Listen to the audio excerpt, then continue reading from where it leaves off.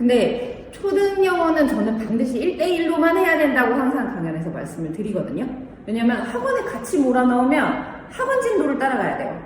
근데 초등 아이들은 성격이 다 다르고 뭐 학업 수준도 다르고 영어가 아이 학년마다 가르칠 수 있는 수준이 있는 게 아니라 요즘 애들은 막 4살부터 영어 하는 애도 있고 초등 2학년부터 영어 하는 애도 있고 이래서 다 수준이 달라요. 그래서 학년별로 반에 몰아넣으면 어떤 애는 따라가는데 어떤 애는 전혀 못 따라가고 어떤 애는 또 너무 쉽고 그거를 학원에서 잘 컨트롤해서 반배정을 해주는 것 같지만 사실 거기서 누락되는 친구들이 진짜 많거든요.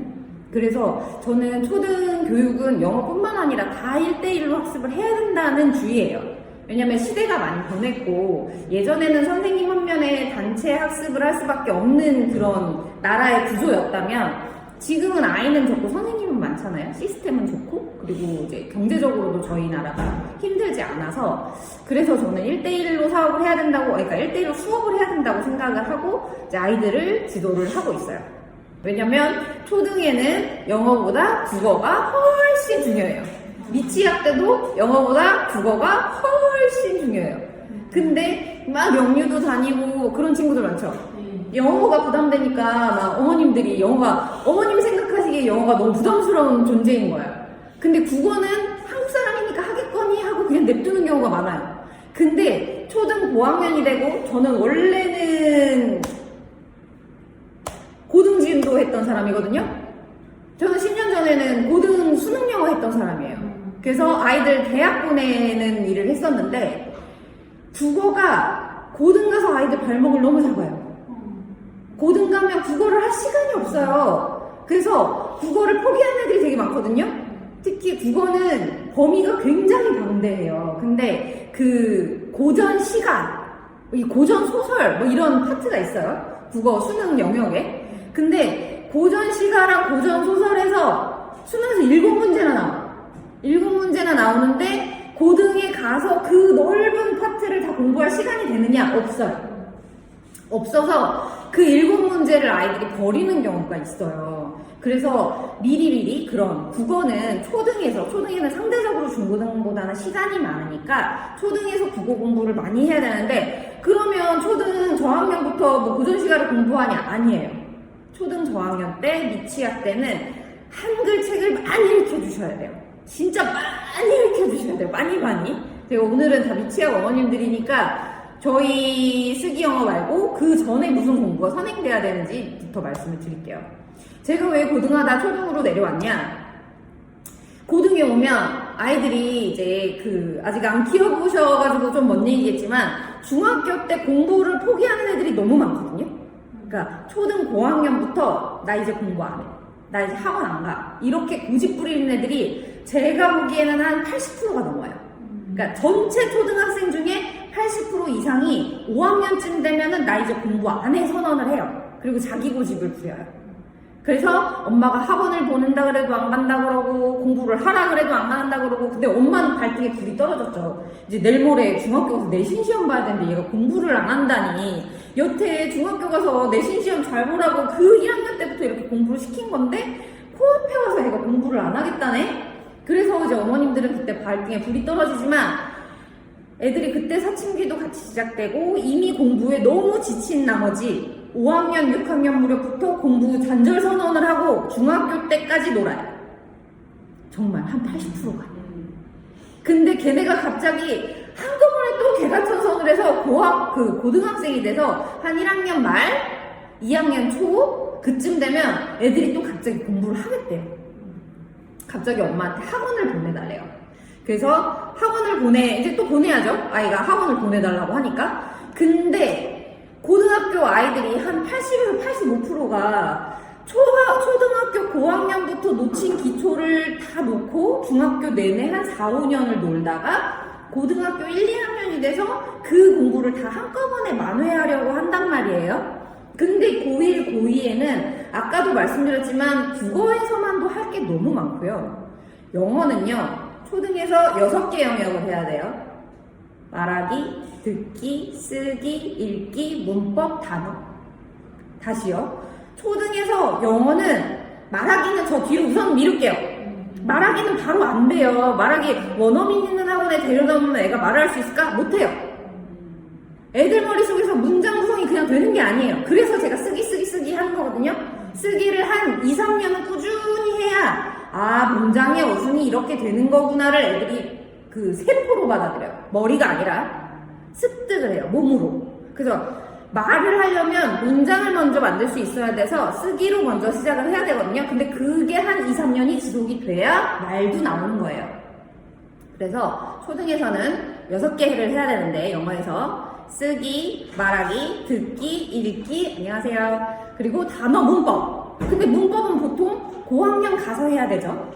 그리고 지금 6개였어요. 영어 영역이. 근데 한 중2, 중3 되면은 고등 대비를 해야 돼요. 영어에서 할 게 더 생겨요. 뭐가 더 생기냐? 독해.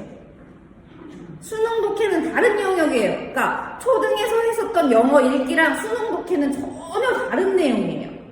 그래서 모의고사 문제풀이 스킬이 같이 들어가줘야 되거든요.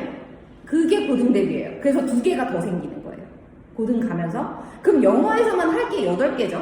근데 뭐 고등에서는 뭐 말하기는 안 하니까 뭐 그 정도는 뺄 수 있어. 근데 문법도 이미 됐어야 되고, 듣기도 해야 되고, 단어도 해야 되고, 그쵸? 쓰기는 수행평가 때문에 계속 해야 되고, 읽기 당연히 독해 때문에 해야 되죠. 그렇게 늘어나는데, 얘네가 기초가 초등부터 하나도 안 된 애들은 영어 6대 8대 영역 하나도 안 돼 있고요. 국어 당연히 안 돼 있고요. 수학 안 돼 있어요. 그리고 사회과학은 암기잖아요? 안 돼 있어요. 이걸 고등 와서 한꺼번에 다 해결을 하려고 그러면 대입이 망해요. 저는 그런 애들을 몇 년을 고등에서 지도를 했어요. 하다가 저는 영어 선생님이니까 영어는 막 열심히 가르쳐서 이제 등급을 올려준단 말이에요. 근데 영어 등급만 올려서는 애들이 대학에 못 가. 국어가 죽어도 안 올라. 진짜 국어가 영어 등급 그렇게 열심히 올려줬는데 끝내 국어가 안 올라서 대학 그 수준 하나 떨어지고. 그래서 고등에서 국어가 안 오른다는 걸 알기 때문에 고등 수능 대입의 변별력은 다 국어거든요. 저 지금부터 아까부터 계속 국어 얘기하고 있어요. 주제가 영어인데 계속 국어 얘기하고 있어요. 초등 어머님들한테도 제가 계속 말해요. 국어가 더 중요해요. 3학년까지 영어 하나도 안 와도 되신다고.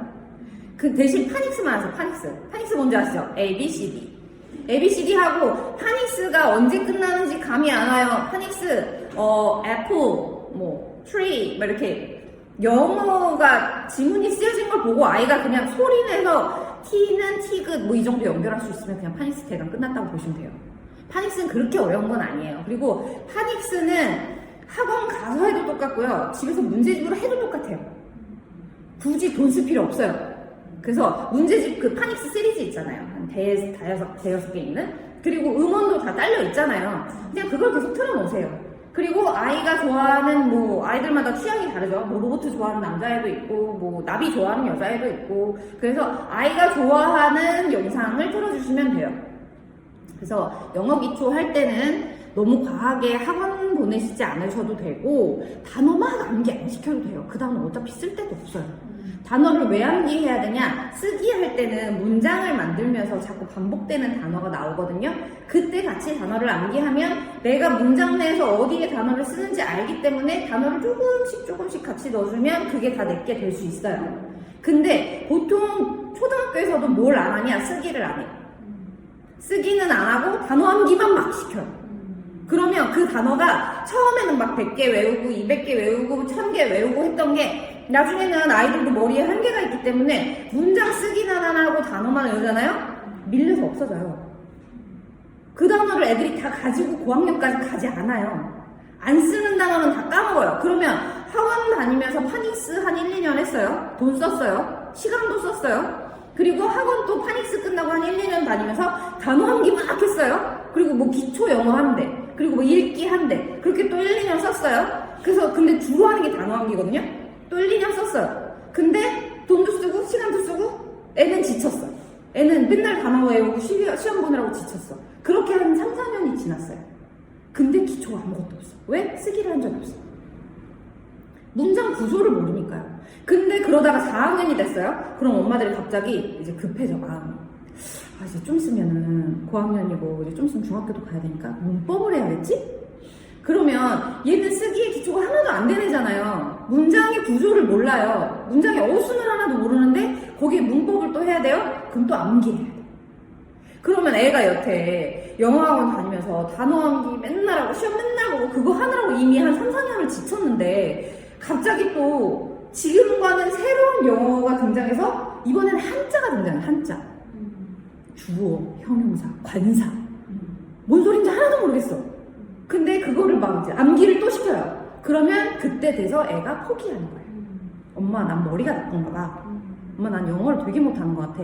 나 그냥 공부 안 할래. 지겨워. 그래서 아이들이 받아들일 수 있는 방식으로 쉬운 영어부터 조금씩 문장 만들기를 해줘야 되는데 그 방법은 쓰지 않고 다들 암기만 막, 단어 암기만 막 시켜요. 그래서 아이들이 고학년에 공부를 포기한다는 애들이 80%가 나와요. 어머님들은 아직 이제 그 학부모님들이 아니시기 때문에 제가 하는 말이 너무 먼 얘기처럼 들리실 건 알아요. 한 2학년 때까지는 그 마음이신 거 알아요. 제가 아무리 상담을 해봐도 2학년 때까지는 제 말이 잘 안 먹혀요. 근데 제가 그 온라인 사이트도 하고 그리고 저는 그 학부모 컨설팅을 진짜 많이 해주거든요. 영어 공부 때문에 고민이 되신 어머님들이 너무 많아가지고 저는 온라인 줌으로도 1:1 어머님 컨설팅도 해드리고 애 손잡고 동탄까지 오시는 경우도 되게 많아요. 그건 오프라인 컨설팅인데 그러면 이제 저랑 보통 동탄까지 오는 경우는 90% 이상이 5, 6학년. 애가 공부 안 합니다. 학원 안 간대. 중학교 가야 되는데 이제 공부에 완전 손을 다 놨어. 엄마 말 죽었다 깨라도 안 들어. 그런 애들은. 엄마 말은 무슨 말 해도 안 들어. 좋은 학원 알아봐도 안 간다 그래. 공부도 안 한다 그래. 그러니까 엄마가 막 이리저리 수소문을 하다가 아 여기라도 데려가보자 이렇게 해서 이제 동탄까지 저 멀리서 오신단 말이에요. 90% 이상이 이제 5, 6학년 아이가 공부를 포기한.